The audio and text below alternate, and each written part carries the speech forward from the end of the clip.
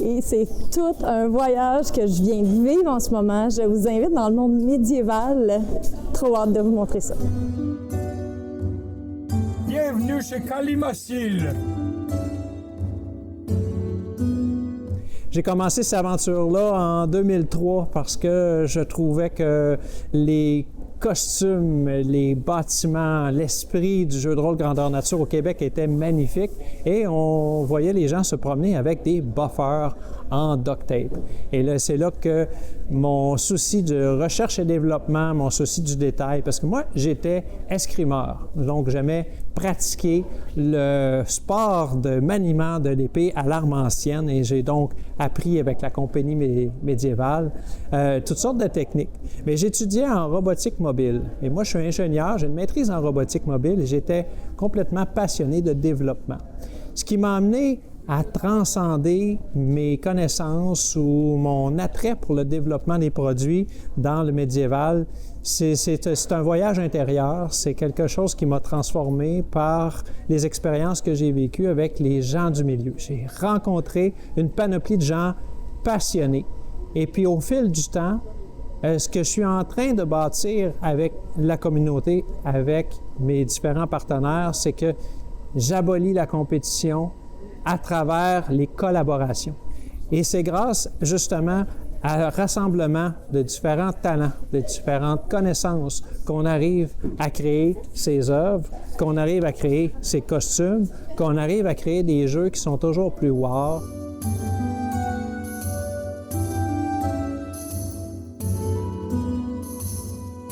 Donc, on est ici au poste de moulage des poignées.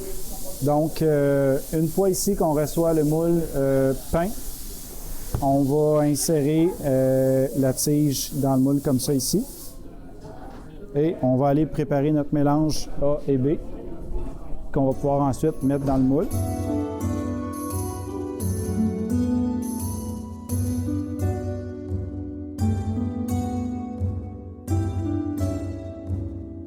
La magie, c'est qu'après ça, il faut attendre 1h30 pour savoir si on a réussi notre coup. Donc, on est rendu à l'étape du moulage des lames. Donc, c'est un peu le même principe que les poignées, c'est juste un mélange différent. C'est une résine différente pour, bien sûr, avoir de la flexibilité et de la sécurité. C'est donc une mousse beaucoup plus légère qu'on va voir une fois le moulage effectué. De quoi ça a l'air? Donc, Julie, qui est notre, on l'appelle la dame des lames, qui est notre mouleuse de lames depuis 3 ans. Elle vient nous sortir encore une autre lame parfaite. Il n'y a pas de trucage, elle est sortie comme ça.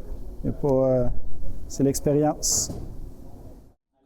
Donc, on passe ici au travers de l'entrepôt Kalimassil. Même si on a déjà, il manque déjà la moitié de l'entrepôt qui est par là-bas. Donc, c'est quand même énorme. Habiller des GNistes de tous les styles, de tous les genres, ça prend beaucoup d'inventaire. Donc, on en a un exemple ici.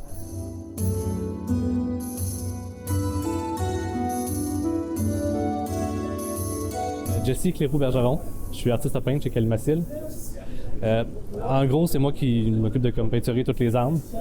Normalement, on a beaucoup d'armes que c'est vraiment des bases, des modèles qu'il faut suivre, il faut les faire le plus semblable possible. Mais quand même assez souvent, on a des projets libres qu'on peut faire. Et puis on se trouve justement à juste prendre les pièces que tu veux, les amancher comme tu veux, puis vraiment les peinturer comme tu veux. J'ai vraiment comme un choix de couleurs assez incroyable, comme justement celle-là ici, que c'est une espèce de pole arm habituellement qu'on fait qui est relativement plus simple, elle reste quand même colorée, mais pas autant que ça. Fait que là, j'ai décidé de faire une espèce de petit effet comme si justement le centre de l'arme était en feu ou était comme en brûlant. Puis faire quand même une structure métallique par-dessus, mais laisser cet effet-là dans les cracks. J'aurais pu vraiment faire n'importe quel effet que je voulais. Si je voulais, je fais souvent des effets glacés, givrés sur des armes, j'aime bien faire ça aussi. Je peux faire des dessins dessus, peu importe. C'est sûr, j'ai une petite limite de temps que je peux faire pour ça. Je peux pas passer 3 mois sur la même arme, là, mais c'est ça, au moins ce qui est fun, c'est que le travail nous laisse quand même une grosse liberté, une liberté de création là, qu'on perd pas.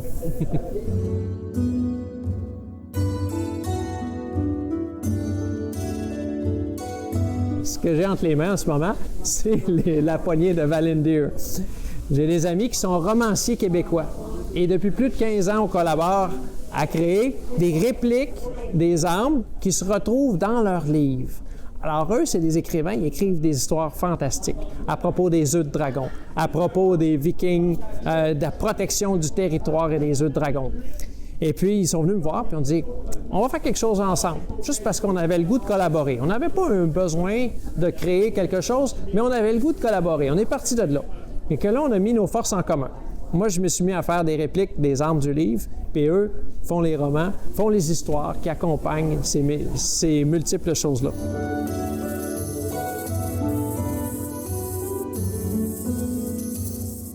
Il y a une chose qu'on excelle vraiment chez Kalimacil, c'est être capable de donner le feeling, tant au niveau visuel qu'au niveau maniement, de l'inspiration qui était la source à la base. Que ce soit un écrivain ou que ce soit une arme historique ou une arme de jeu vidéo, il faut recréer ce feeling-là. Feel the legend. Il faut qu'on le sente.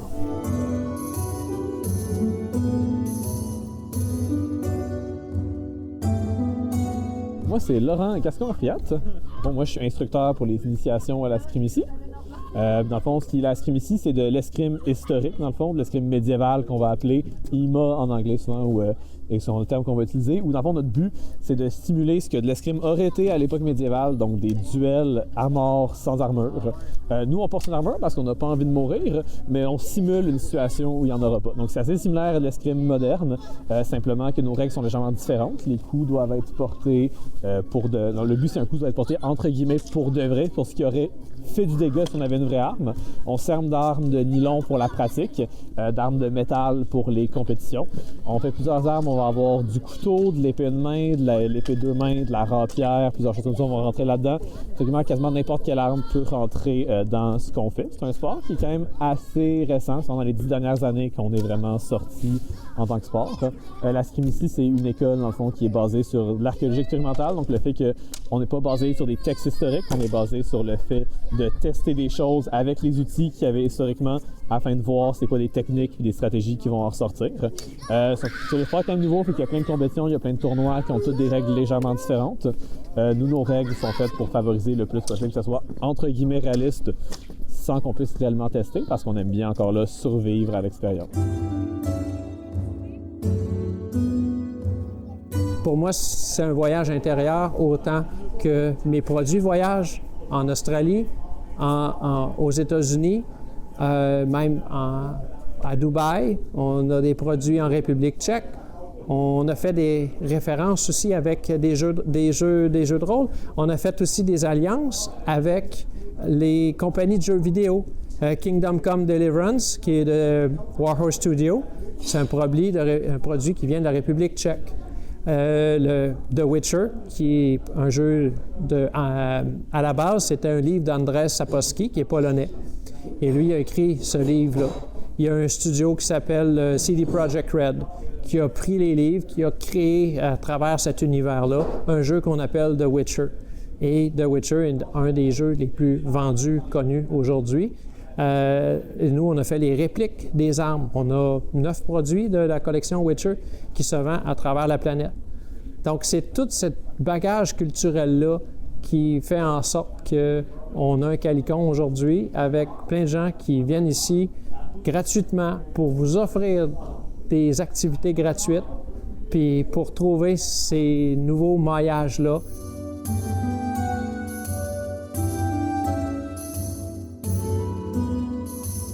Bien, pour vous montrer à quel point Kalimacil aime les collaborations et invite sa communauté à collaborer, regardez derrière ici, il y a une petite pensée sur les collaborations.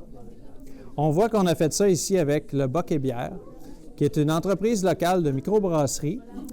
Et la thématique ici, partenaires et collaborateurs dans l'univers des jeux immersifs à travers le monde.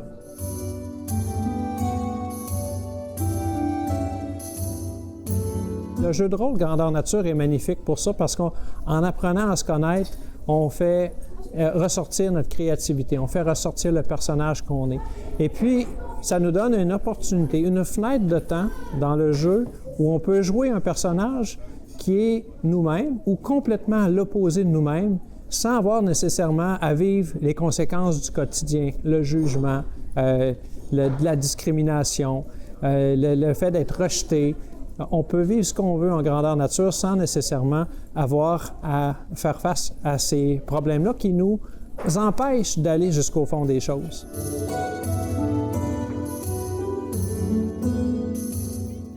Je dis la même chose aujourd'hui aux jeunes que je disais quand je faisais de la robotique. Allez jusqu'au bout de vos rêves. Mettez les efforts, persévérez. Et d'ailleurs, c'est ce qui a fondé l'entreprise Calimacide, la persévérance, la créativité, puis l'authenticité. Ces valeurs-là sont des piliers qui, pour moi, ont permis d'aboutir à ce résultat-là.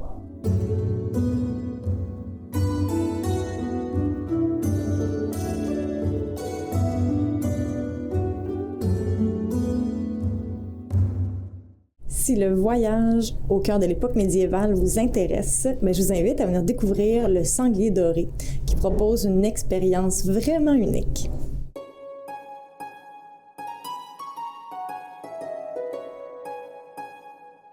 Alors, bienvenue à tous, bienvenue au Sanglier doré, la taverne du roi, Charles, qui justement vous reçoit ce soir pour le festoyer, en fait, l'épiphanie.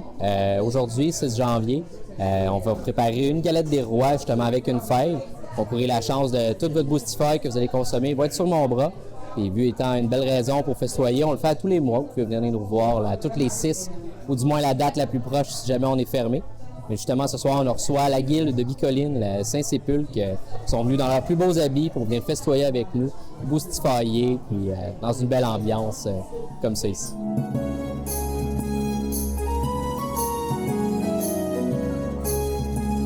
Bonjour, mon nom est Yann Lepage, je suis copropriétaire du Sanglier doré. C'est une taverne médiévale, ici même à Sherbrooke, au 1410 King West pour être précis.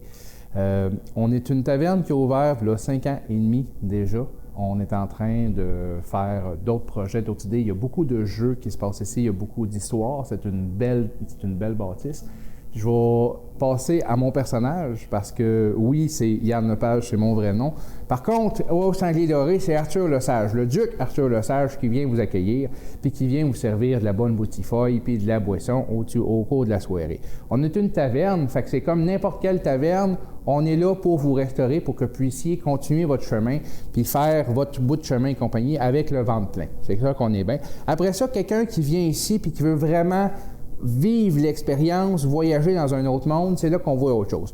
On a une belle petite map à l'entrée qui ici est le monde de Materac, qui est notre monde à nous autres, où est-ce qu'on évolue quand que vous traversez. Parce que quand vous traversez la porte de la taverne, c'est comme si vous rentrez dans une taverne multivers. N'importe quel univers peut se ramasser ici au Sanglier doré. Ça peut être un univers fantastique comme le Duché de Bicoline, ça peut être un univers plus science-fiction, il y a du monde d'une galaxie très lointaine qui viennent nous voir une fois de temps en temps. Des fois, il y a des elfes, des fois, il y a des orques, des fois, il y a plein d'affaires. On accueille n'importe qui a besoin de se restaurer parce qu'on sait que notre taverne en question apporte sur plein de multivers différents. Mais même si on accueille tous les univers, bien, on a notre propre univers, nous autres aussi, qui est justement à partir de Materac, on est capable de voir le petit macaron sur la map quand vous rentrez. C'est là où est-ce que la taverne se trouve, dans la région d'Estria, qui sont les terres du roi Charles, qui est notre bon roi ici. Mais après ça, quand vous venez faire l'expérience, vous pouvez devenir un chevalier en complétant votre parchemin de l'aventurier. Puis vous avez aussi le choix d'avoir votre certificat d'allégeance. Le certificat d'allégeance, ça va vous donner un des petits macarons comme ça.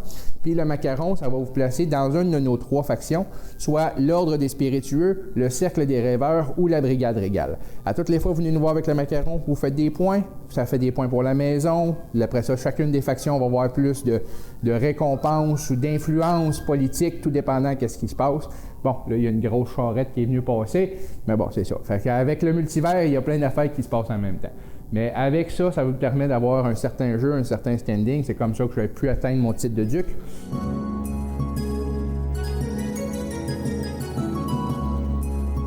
Au aussi la pierre de champion. La pierre de champion, c'est pour être capable de vous distinguer, pour devenir quelqu'un dans la légende. Et après ça, que je vais raconter des histoires sur d'autres personnes. On en a plusieurs qui ont déjà marqué la légende. Je vais juste en marquer deux.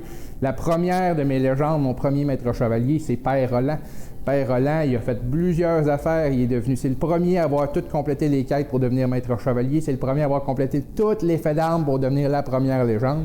C'est quelqu'un de très important. Il a passé par plusieurs noms, mais c'est rendu Père Roland parce qu'il attend une petite il n'a pas si longtemps que ça. Et l'autre que je vais mentionner, c'est Sir Goliath. Sir Goliath, c'est notre premier champion. Champion du roi, c'est quelqu'un qui a battu toutes les autres sur la pierre avec les épreuves pour devenir le champion. Les champions du roi, entre autres aussi, ils ont une belle, et là, malheureusement, je n'ai pas d'exemple à vous montrer, mais ils ont une belle épée de la part de nos collaborateurs de chez Calimacil qui est unique et compagnie avec leur nom gravé dessus. Chacun des champions en reçoit une. Puis on a aussi les parangons. On a plein de choses. On a vraiment plein d'affaires. Le meilleur, c'est de venir nous jaser pour vous nos affaires.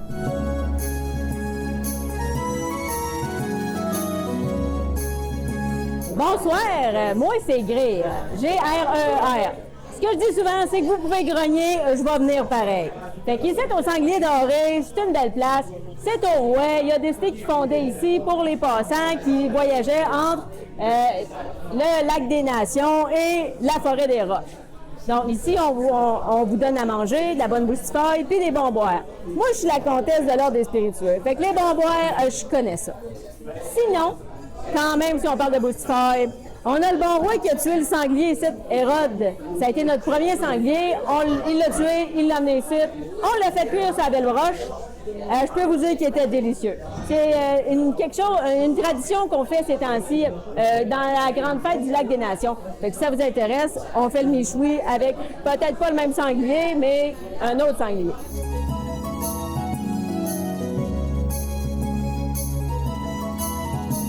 Si vous venez ici, par exemple, là, je vous avertis, si vous demandez de l'eau, on va peut-être pas vous comprendre. Ici, c'est de la flotte. Ensuite, vous mangez avec vos mains, bien sûr, mais on n'est pas des sauvages. On vous donne quand même une pelle, un couteau, puis pour les notes, on peut toujours vous amener une fourche. Ensuite de ça, c'est les bonnes chances, c'est le bon rouet, c'est des bonnes dames, les dames bien sûr. Quand il passe quelqu'un comme le bon Arthur, on dit attention gaillard, pas vieillard bien sûr, gaillard. Très important de faire la différence. Ensuite, on a d'autres termes comme ça. On a-tu d'autres termes, votre Altesse? Ça fait-tu le tour? En tout cas, venez nous voir, hein, parce qu'on en a bien d'autres comme ça.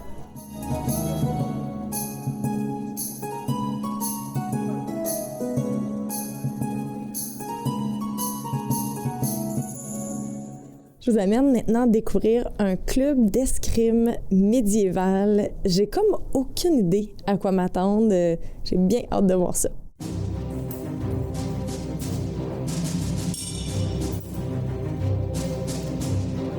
Alors, bienvenue au Club d'arts martiaux médiévaux de Sherbrooke. De ce côté ici, on a un cours qui est en train de se donner. On a notre instructeur en blanc là-bas, Louis-Pierre, qui est en train de donner un cours de sabre militaire du 19e siècle. Et de l'autre côté du gymnase, nous avons aussi des membres qui profitent du temps et du gymnase pour pouvoir faire une pratique libre. Certains pratiquent l'épée longue, certains pratiquent la hache noble. On a un de nos instructeurs ici, Phil Walker, qui supervise le combat. Et je vais pouvoir présenter un peu plus. Viens avec moi.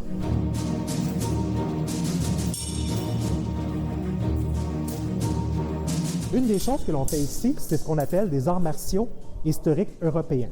C'est-à-dire que notre objectif est de reconstituer les différents arts martiaux qui ont existé à l'intérieur de l'Europe pour pouvoir les pratiquer et pour pouvoir ainsi s'amuser et se battre comme ça.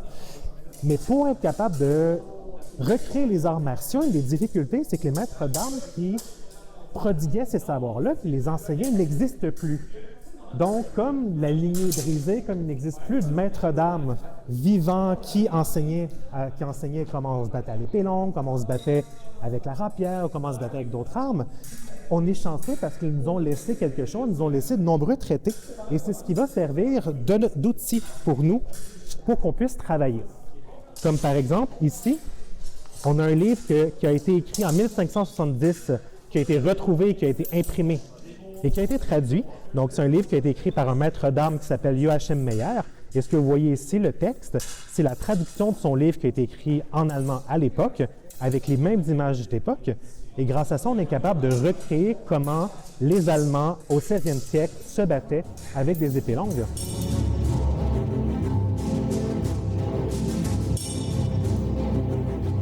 Au club, on pratique différentes armes.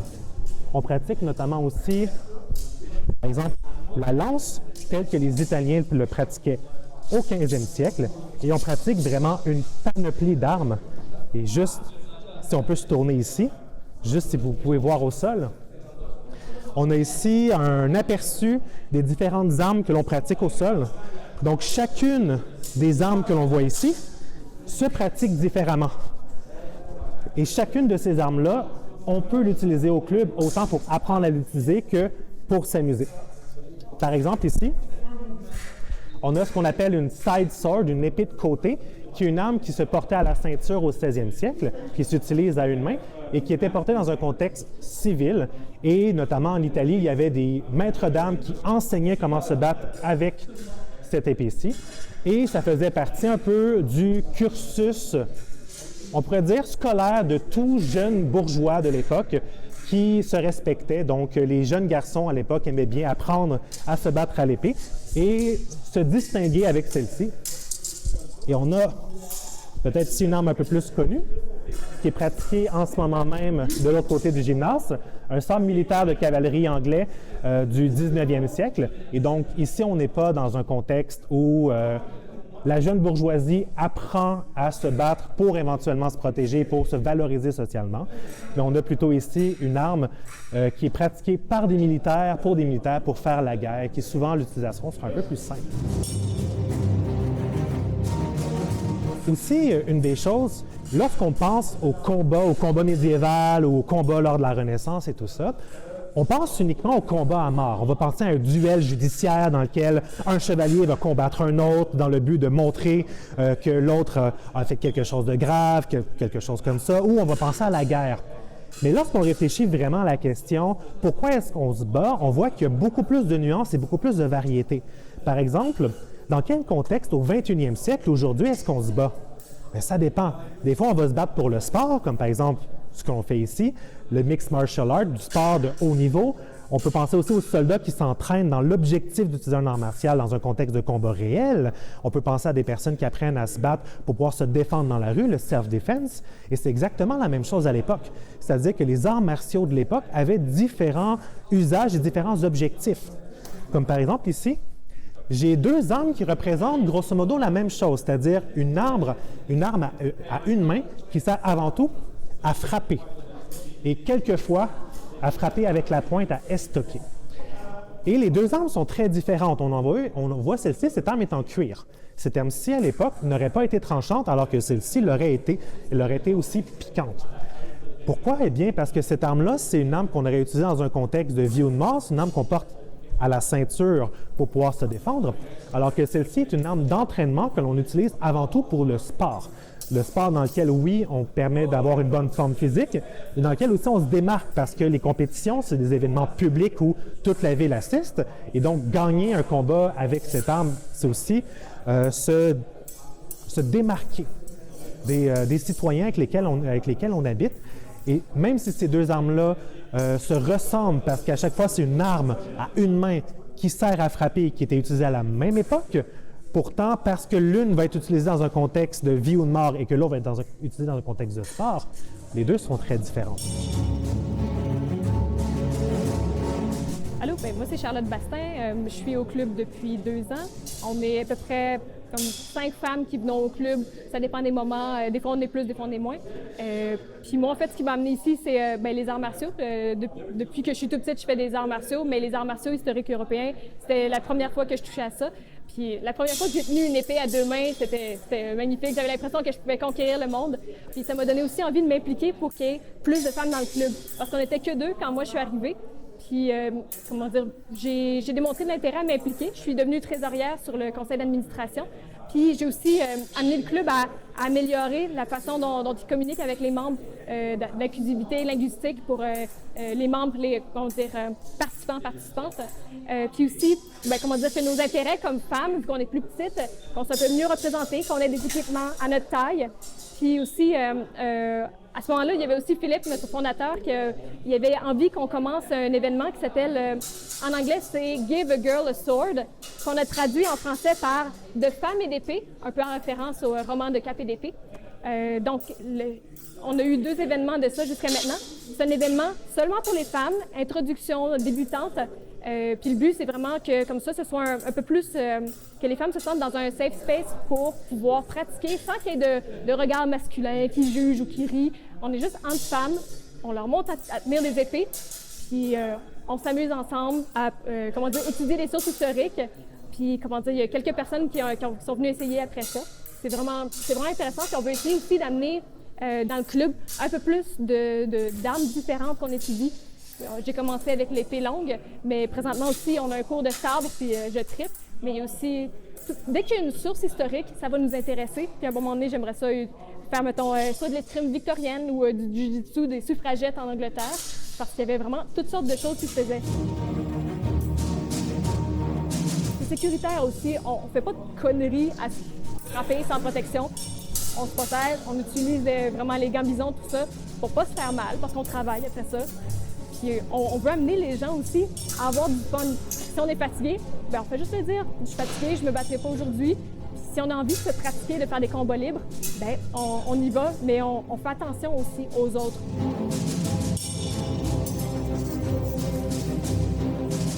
Donc, je vais juste terminer, déjà vous remercier de nous avoir écoutés pendant ce reportage et de vous dire que la porte est ouverte si vous voulez intégrer le Club d'arts martiaux médiévaux de Sherbrooke. Sachez que vous êtes toutes et tous invités, peu importe votre sexe, votre genre, peu importe votre forme physique, peu importe votre âge. On a des personnes ici de 16 ans jusqu'à 75 ans au club, donc on est vraiment ouvert à toutes et à tous, que ce soit pour faire une activité physique, que ce soit pour votre intérêt envers l'histoire parce que vous êtes un geek, ou que ce soit simplement pour le plaisir d'avoir une épée dans la main. Vous êtes invités et on vous attend.